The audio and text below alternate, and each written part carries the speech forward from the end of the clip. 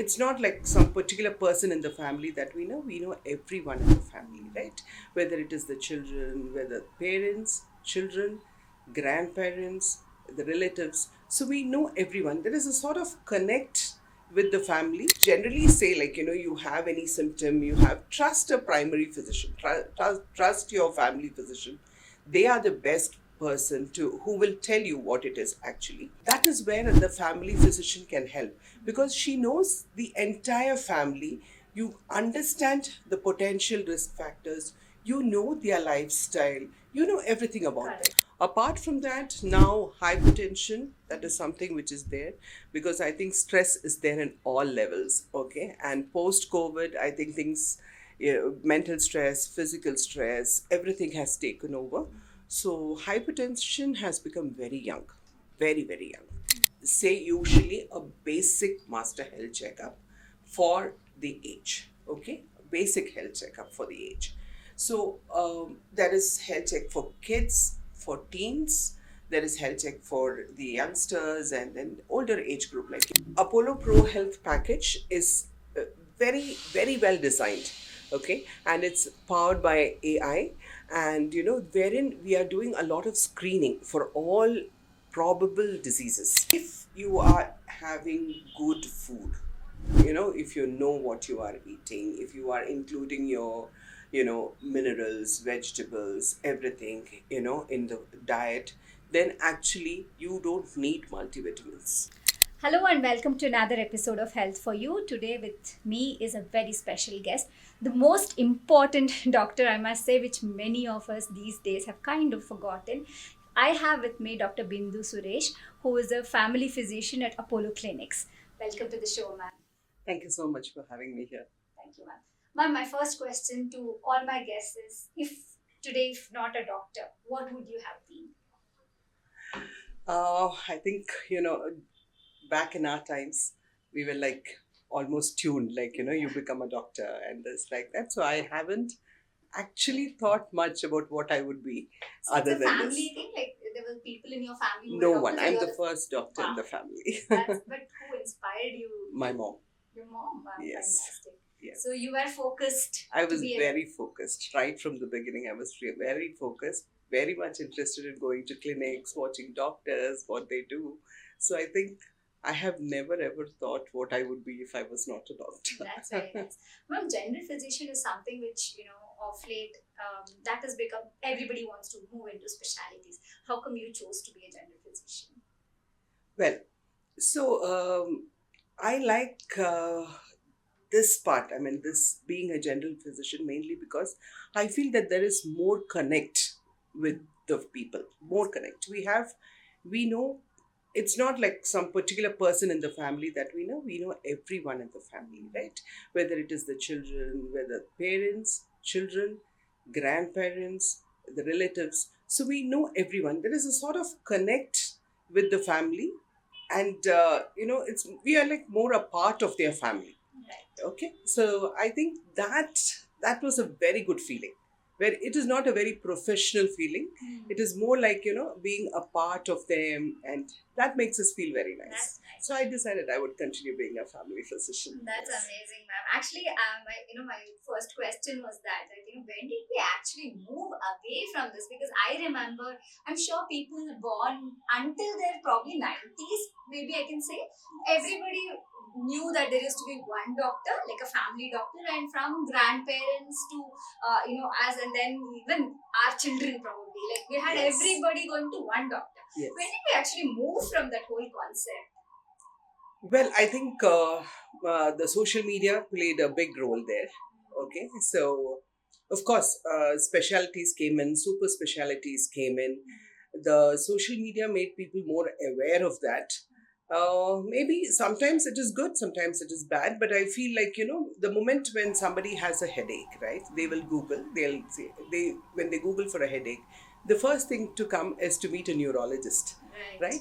So that is not what it is. So ideally, if they come to the primary physician, they headaches can be of different types. It could be just a normal headache, it could be a stress induced headache, hypertensive headache, it could be many things. So the first answer you get is a brain tumor, and that's why people started rushing to the Right. neurologist, right? So I think that's where it started moving out, and that became like more of what do you say, a social pressure, that when you have something, no, no, we have to go to a super specialist. We Correct. have to find out what it is. So, ma'am, you brought in the word Google. I really want to know how dangerous can Googling. Like you said, I remember going immediately to Google search and typing something. It always ends up in cancer. So any kind of from migraine headache to stomach pain, everything ends in cancer. How important? Like on one hand, people want to be aware of what has happened to them. How good is that? And the other thing is dependency on Google, and then not really coming to a physician first. So I want you to answer me in two parts. One is the dangers of actually trusting the Google doctor, I must say. The second thing is the importance of going to a physician first. Okay. Yeah, so to answer the first part of the question, see, Google, I think, should be used just to, answer a primary search, like, just to find out, okay, can this be something? It can't make a final diagnosis there. That for the final diagnosis, you have to go to your physician. Okay, if there is something that it is basically to understand, okay, I have a headache, what it could be. Don't come to a conclusion, don't take that, because it works in two different ways. Awareness is okay, but some people, they get worried about the whole thing. It works on their side, and then that creates more problems for them. Some of them come to the conclusion, yes, I have this. They are already, they have made their diagnosis seeing the Google search, and then they start from there further. So I would generally say, like, you have any symptom, you have, trust a primary physician, trust your family physician. They are the best person to who will tell you what it is actually. There is nothing wrong in going for a Google search, but that should be used just as an awareness, not to make a final decision, not to completely blindly trust and think, yes, I have this. That is not the right thing to do. And like I said, I started with saying that we have kind of moved away from the concept of family physician as Yes. such. But interestingly, many of the states, like Andhra Pradesh, has introduced family physician concept. Tamil Nadu has been doing it. Karnataka is planning to do it. So we have Telangana also doing it. So we have most of the southern states at least to bring back this whole concept of family physician. So, how different is a family physician from a physician whom you would go to for a normal cold or cough? Like, if you can explain the role of the physician in itself. Okay. So, see, a family physician, like I told you some time back, is somebody who knows that family very well, right? Who's been with generations with that family. Or maybe not generations, maybe a young physician, but because one person of the family who came there had a good trust in that, they bring their children, they bring in their parents, they bring in their relatives. So everyone goes to that physician for the primary window, for the primary care, right? So she is their family physician. She or he is their family physician. Now, the good thing about that is, like how I told you, there is a connect with the family. You know everything about the family, right? So we can identify the potential risk factors. We can identify, all their hereditary issues, what it could be leading to, where we have to guide them, where they have to take preventive steps. All this we can tell them, right? As like, for example, somebody comes with a constant headache, says, I feel my BP is fluctuating. When we see that, there is a strong family history of hypertension, and we know his lifestyle, because this person has been coming to you, you know that he has a hectic lifestyle, he travels a lot, or he works for long hours, he is sleep deprived, then you tend to think, yes, then his headache could be, he must be developing a blood pressure, right? So that way, that is where the family physician can help, because she knows the entire family. You understand the potential risk factors, you know their lifestyle, you know everything about them. Correct. So that's a family physician. Now, coming to a general physician, of course, family physicians are all general physicians. But supposing you have a cough cold, of course, you go to the nearest physician, right? You just want to go for it. That's absolutely fine. And there's nothing wrong. That general physician could become your family physician. Once the person has that trust in you, they will become your family Right. physician. And from there on, we can also guide. Like supposing okay, there is a potential risk, this is what it is, and if they need the super specialist consultation or a specialty consultation, you can always guide them. And the family also has that trust in you, Yeah, that right. you will guide them to the proper place.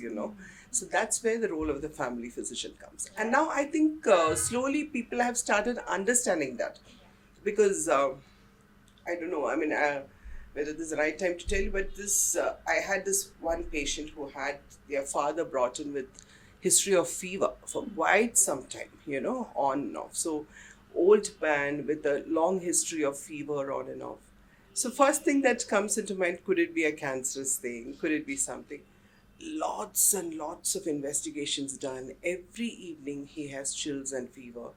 I think when they came to me, like the family is well known to me, but I don't know, for whatever reasons, maybe I was not available or something like that. They have gone to all specialists, all investigations done, this big file, everything was done, and the fever has not gone. Okay, he's still having the fever. So they just came and they said, now we don't want to do, we have tired, even he doesn't want to see anyone, he's 80 years old, we have done so many investigations and things like that. And I just went through that, and they're telling fever with chills, shivering. So I said, basic two, three things which were not done was just a urine routine test. Okay. Okay? Because the first sign of a fever with chills is a urinary infection. So I asked them, was a urine routine done? They said, yes, one was done long back. It didn't show anything. I said, can I see the report? So it mentioned few, about 10 to 15 parcels, okay, which was actually not further looked into. 10 to 15 parcels, they would have thought could be a contaminated sample or something. I said, no. I said, let's repeat. Let's do a culture. Let's see what it is. And it turned out to be a urinary infection. Once the culture came with that antibiotic, 48 hours, the patient was completely free of fever. There was no fever anymore. So Yeah. now people have started understanding, said, let's go to a primary physician, understand where we have to go to.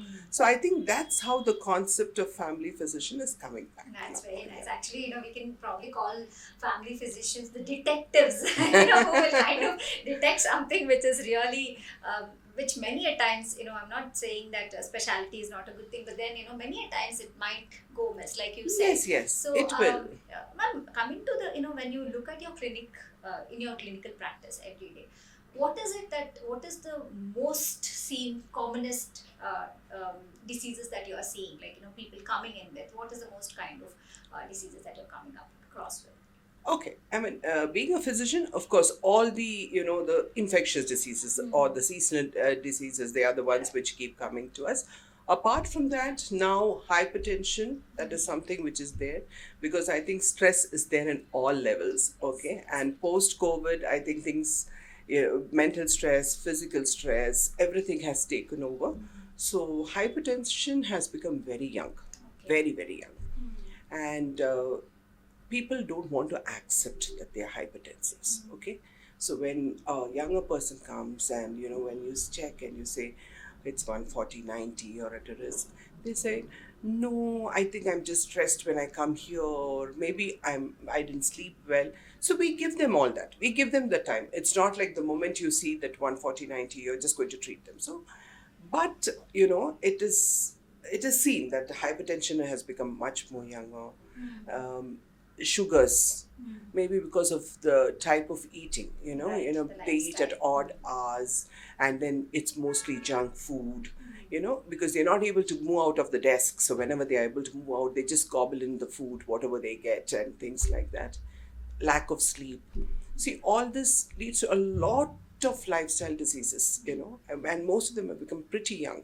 So when we say young, what is the age we are actually looking at now? Mhm. I mean, you'll be surprised. I have even a 24-year-old with hypertension.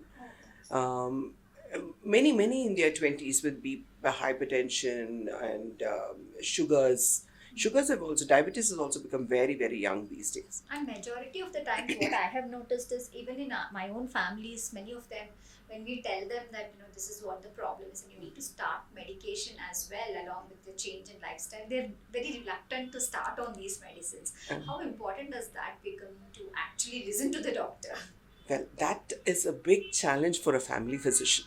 Okay, I'll tell you, because when you go to a doctor whom you're not very familiar with, when the doctor says you start medicine, they will start. Okay, now when you become a part of the family, they're like, ma'am, can we still wait? Can we do this? Can we do that? And you also, then say, okay, let's not push. Let's see. But of course, when you feel that no, that they have reached this, then you explain to them, see, this taking one tablet can prevent so many things, right? Like, hypertension, even like 140/90 and all that, every time it's like stretching a rubber band, right? You're stretching your blood vessels, you are going on stretching it little by little, little by little, little by little, but till a time when it can get back the elasticity. But if this continues, you lose the elasticity, and that's when you go in for the complications. So if you are able to take your time, explain to the patient, this is why we are starting. Yes, we will be giving you lifestyle modifications, and we can. The other concept is, because most of them think the moment we get into medicines, we will never come out of it. Yeah. So that is one hindrance where they don't want to start medicines. It will become a life. It is not that. You can come out of it. But when you need help, take the medical help. Along with that, do your lifestyle changes. And then slowly we can withdraw you from the medications. Once you have a good lifestyle change, you don't have any other risk factors, we can get you out of the medicines. So once you give the patient the confidence, they will definitely start. Okay. But otherwise, the main thing is they don't want to take it lifetime. They feel they're a little too young to start. They don't understand the further complications. So if we are able to explain all this to them, I think they will go ahead. Right. But most of the times, what happens is, we all go to the doctors when there is some problem, and when you have that issue, then we go. Like, you have some symptoms, and then you've started putting on weight, and you've done your blood markers, and then you realize that, okay, I'm, probably closer to getting diagnosed with diabetes or whatever. So, but if we change that thinking, if we flip it, is prevention really possible? Can we actually prevent these diseases? Definitely we can prevent. Definitely.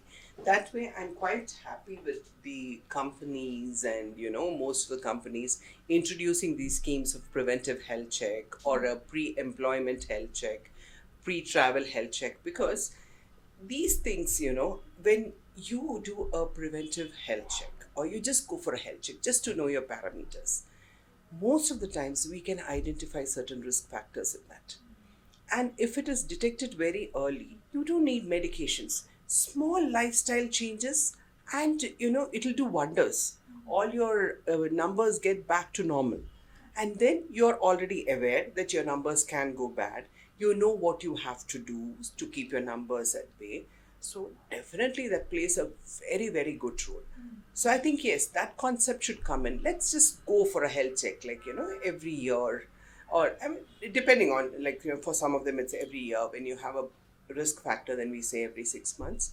It is very, very important. Again, when you're talking about risk factors, I think, being a physician, like if you're somebody who is going to, the entire family is going to one physician, then the risk factors are also very known to the doctor, isn't it? Yes, So you can yes. probably even advise tests accordingly for the entire family as well, as a whole. And subscribing prescribing a diet, or asking them to do certain exercises as a family would also probably come into Yes, the role. definitely. I mean, when the whole family is involved, I think, people will follow it all the more, especially, diet rules, like, if you say some diet changes, like when in the family, I mean, we also know, I mean, as ladies in a family, if you have to cook something separately for yourself, make something for the others, and you have kids at home, it becomes, so if we can introduce them to something which can help the entire family, it will help even the further generations also to prevent all these things. Right. So it is. So when it's preventive care, you mentioned about checks. Is there anything else that the families can do when we talk about preventive care as such? So when they know, like, like for example, like generations together, they have this particular thing. So say hypertension. And hypertension, you see, the earlier generations, the lifestyle was much more relaxed. Okay. So now it is not that any profession you take, they're working long hours, there is sleep is deprived, the type of food we eat is very different. So what they should understand is we will get this and we can get it much early, right? So let's start. If our ancestors started it at a later stage, we maybe at 30 itself we will have to start. We will have to see that we have a good sleep. So that is what the family, a discipline should come within the family. Eating out should be made once a week. What you cook at home, you see that you use, how much of oil you use. You introduce fruits, vegetables, and all to the children at a very early stage. Because I've seen my child doesn't eat any fruits and vegetables, and that's an okay thing with the family. Not eating, not eating. Okay, let's then give them chicken, whatever they like. But it's not like that. You should find methods of how you can introduce the fruits to the family, how you can give it to them. That way you can prevent, a lot of lifestyle diseases in children you can prevent, right? So that is how they should work on. They should understand. I think there also a family physician is one who's going to tell them, that these all could be the possible things that can come. So, just incorporate some things, put the child to sleep at this particular time. Don't allow them to sleep, sit further. The usage of mobile phones, reduce if people have these eye issues. Early, and it's like everyone's on the phone, so reduce the usage of that so that, the eyes stay more healthy, vision is there, much more healthy. All that, like, all very small changes, more Right. discipline into the life. Same way eating out once a week, So all if that. we look at, if we can rate, if we say that these five diseases are going to be something which, or conditions are going to be something which we really have to be wary about, which are the ones which come on top of your list? Like how I was telling now, hypertension definitely. Second one is the diabetes. Okay, thyroid. I see in quite a few patients right now. Thyroid. Then deficiencies, vitamin deficiencies, vitamin D deficiency mainly because there's complete lack of exposure to sunlight, right? Because most of them get into their cars from the basement in the morning. They're back only late in the evening, so there's no exposure. Kids also get into the bus, and from almost in front of their house, they are into the bus. Go these days, even I think assemblies are not outside. I think earlier assembly used to be outside. So those vitamin D deficiencies we are seeing a lot. So vitamin D deficiency plays a role at every step because it's very, very important for the metabolism of the body, for healthy Obesity, skin, healthy hair, obesity, everything. So those deficiencies we are seeing in plenty. Vitamin D, vitamin B12, B12 again because of the type of food they eat. They are eating, but what they are eating is very important, right? So all those things. So deficiencies, so that would be the fourth one. Then, of course, cardiac diseases. Okay. Again, that we're seeing quite a lot. Is it, as a physician, have you seen any relation with COVID? Because majority of the times, what happens in many studies, they've come out and said it's not the COVID vaccine, but is it the COVID itself? What is it that is actually leading to a lot of sudden cardiac deaths? Yeah. I think, these sudden cardiac deaths were there earlier, but the social media was not that active at that point of time, right? So, which is the reason why, I don't think it was like, always documented or broadcasted so much. Okay, it was always there. Of course, COVID did play a big role. It did play a big role for, especially for people who've gone through that COVID and things like that. Yes, there is definitely a risk factor there with the COVID patients. But I think all these things, the sudden death and all, was there earlier. It was just that the society was not aware And about also the it. lifestyle has changed Quite a bit. lot, right? So Yeah, the COVID has definitely processed brought, food yeah, and no, COVID by itself, it's not, has brought in a lot of things. See, so many people lost their jobs, so that itself caused a lot of stress. most of them are, developed hypertension at that point of time. Again, don't want to take medicines. Potential cardiac risk will come there also. Right. You understood. So a lot of factors are there. COVID did play, I mean, a direct or an indirect role. Sometimes it is there. Okay. So when we talk about preventive care, you did mention checks, right? So are there any checks? These are the checks that a family should do once a year. I mean, like you said, for somebody who has a risk factor, they should probably do it twice a year. But what are those checks? Okay, so I say usually a basic master health checkup for the age. Okay, basic health checkup for the age. So there is health check for kids, for teens.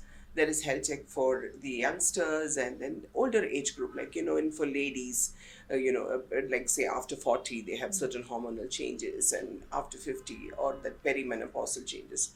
So whatever is the basic health check for that age is what they have to do. Can we name some of these checks, ma'am? Is it okay? Like if even we can segregate it. Let's say children. Let's say children below 13 years. Before they reach their teenage, then the teenagers. Then we take the young professionals or Yes. youngsters, basically below 40 years. Then the 40 years of age, and then we go above 60 years. So we have 5 categories now. So we can probably start with somebody who's in an adolescence, or who's not yet reached their teenage. Yes. So, but that is for children, it's just the child preventive health check, where we usually check, the general blood check, where the hemoglobin levels, the vitamin levels, and all that. That is the basic thing that we do for the children. For adolescents, also, it is basically all the deficiencies, calcium. That's their growth age. Yeah, so that the amount of calcium, all those things will come into play there. And of course, if they have early thyroid in the family, or we are seeing some growth issues, so we add on those things for them, the teenage. Then the rest, I think, till an age of about 35 would be a yearly basic master health checkup, okay, where everything is included: the general blood tests, the basic chest x-ray, ultrasound, and all that. Now, since there is a high rise of cancers, right? So there are a lot of cancer markers that we are doing. And in these basic things, your ultrasound, now we do for the ladies the ultrasound of breasts.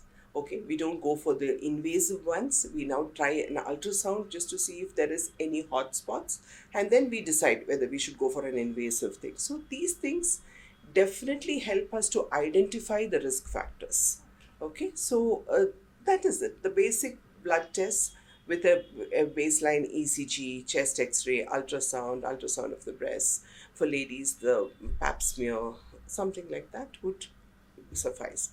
For 40 years, a little more intense. You go for your TMTs, and a little one step ahead, PFT, TMT, like that, and like that. It goes like. Okay, okay. So if we're talking about cancer markers, you were telling me that. So are there any specific tests to actually, again, does it go like how we speak about speciality wise, or are there any basic markers that we They can are actually- included these days. They are included in the basic health checks. Most of the places, I think, in the health checks, they are included. Most of the cancer markers are included in that. Yes. Yeah, that is something, because like you said, everywhere we get to see at least one in the family with cancer. Yes, So yes.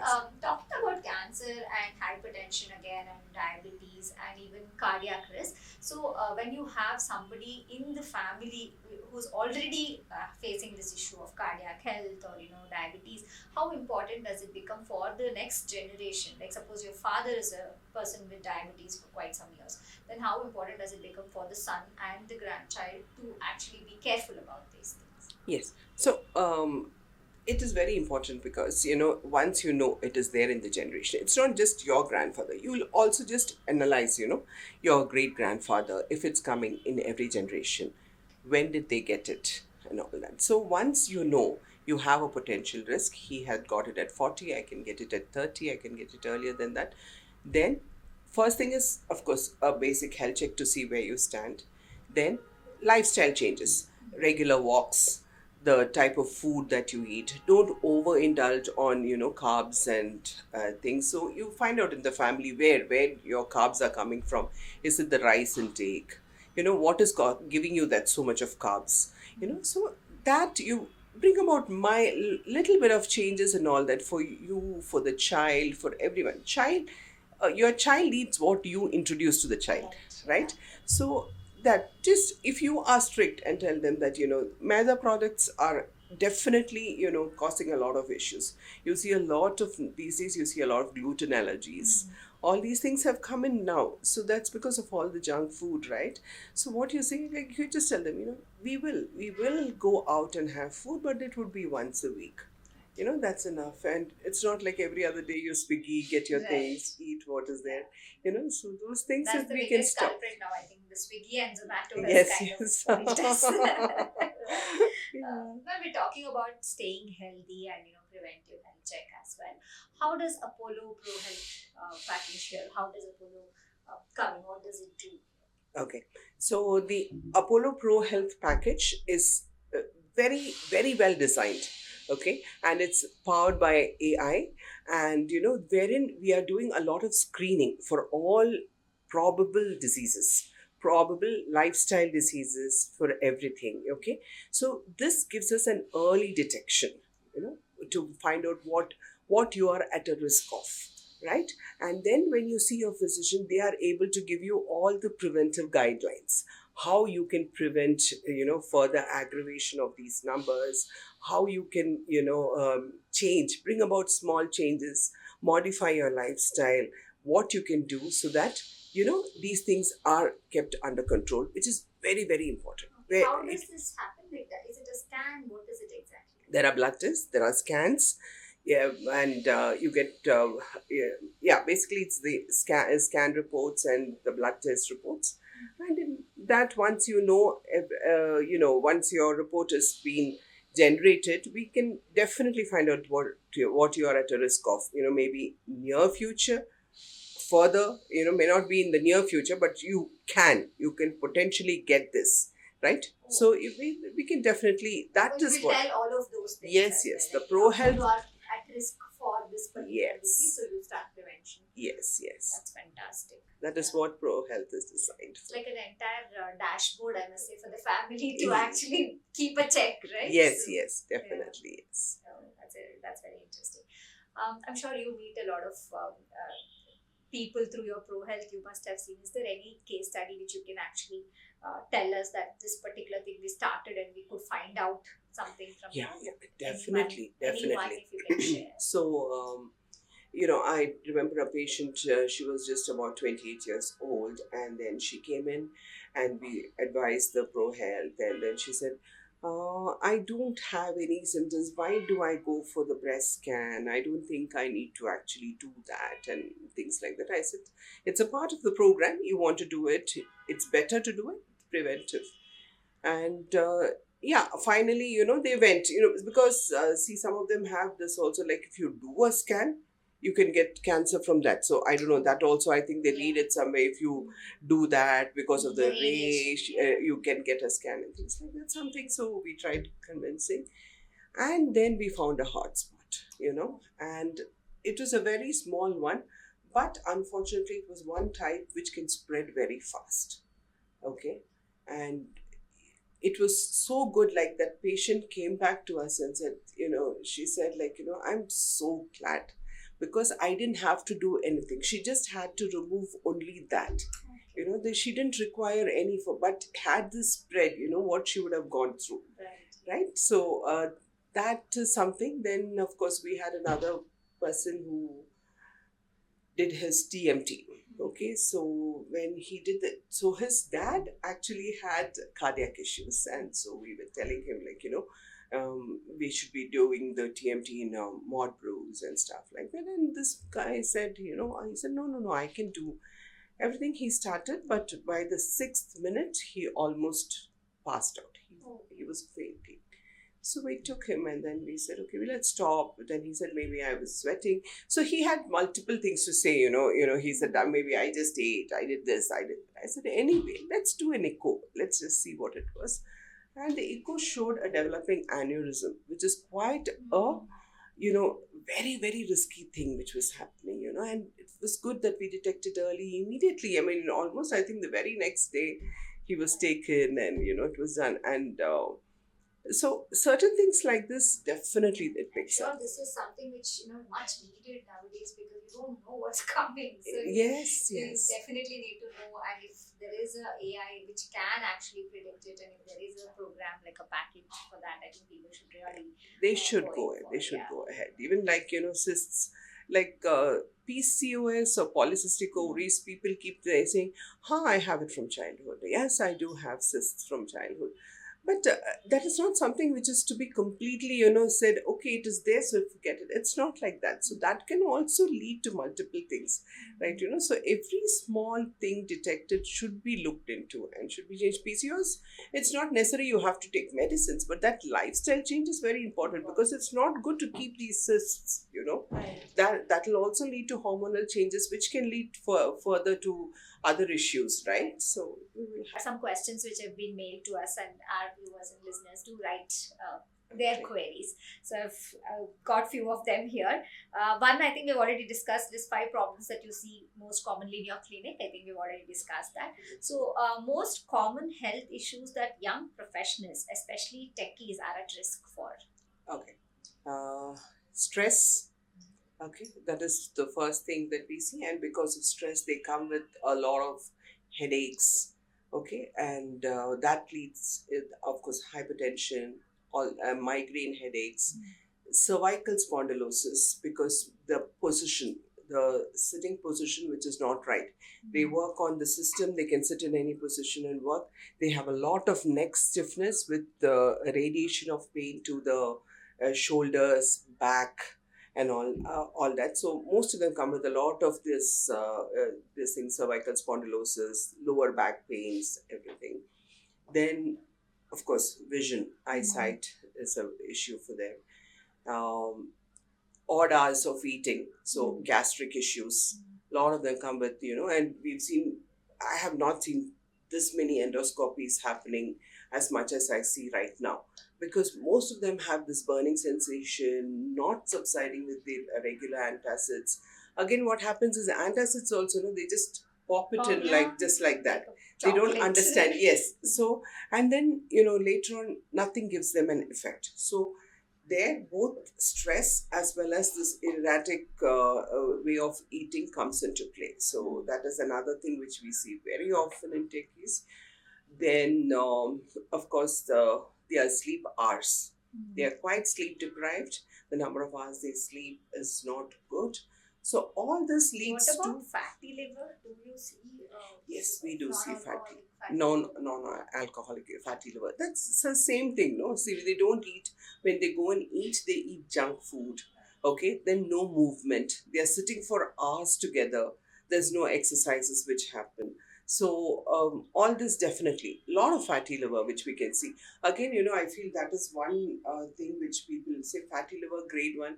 Hi, that's there for everybody. It's just that it's ignored. It's not that. You have to start the moment you have grade 1.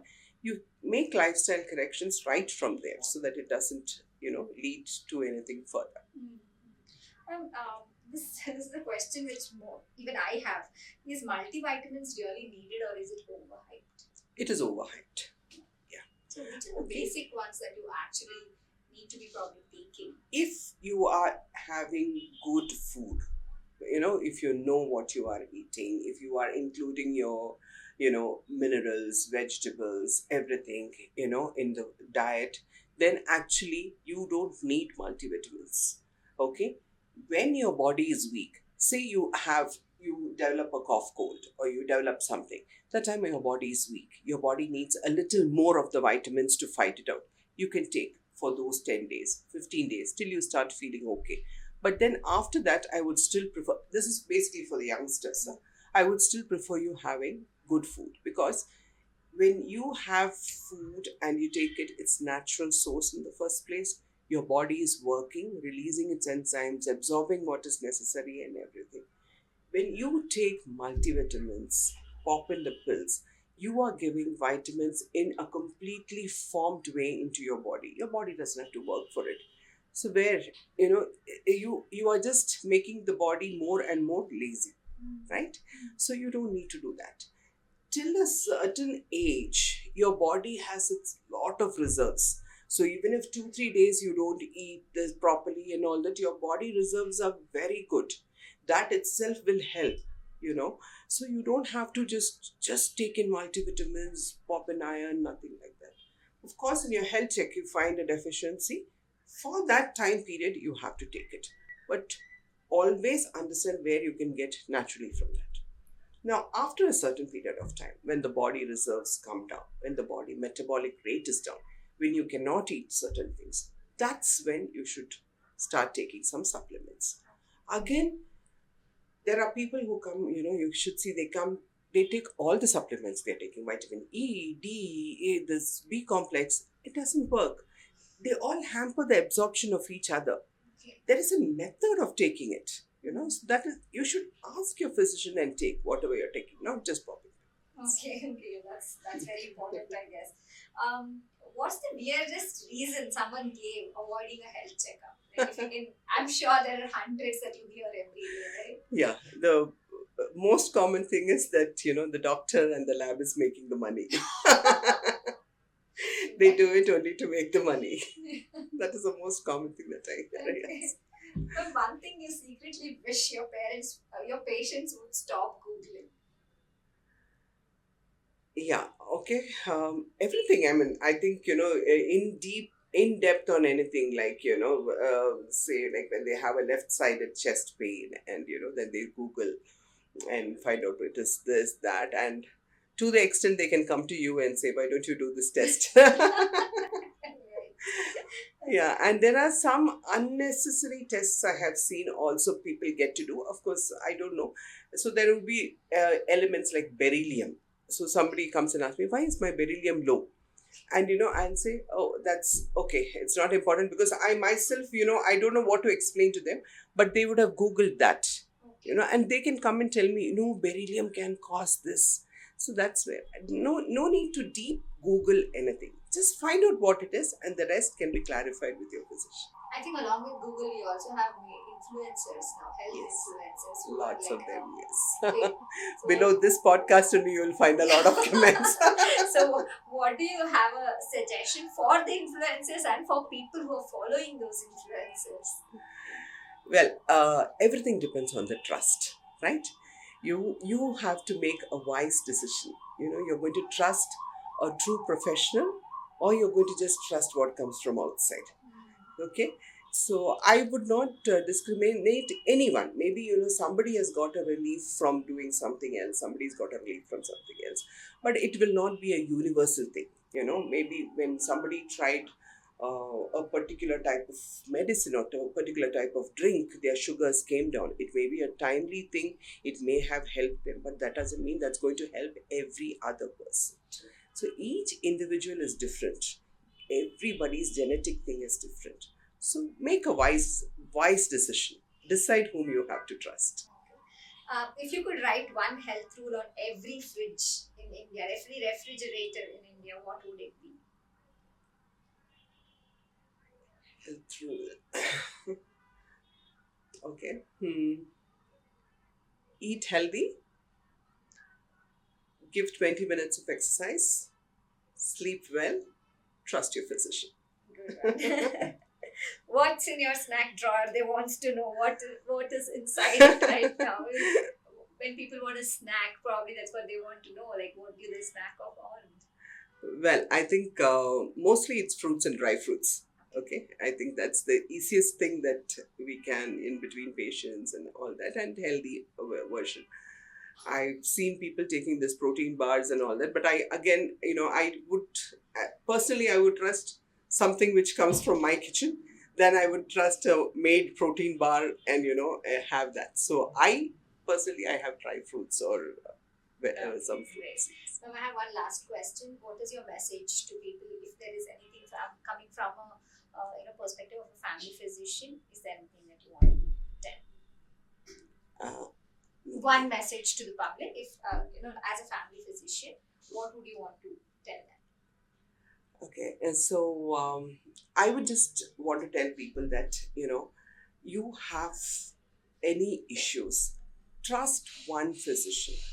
Go, be open, tell them everything.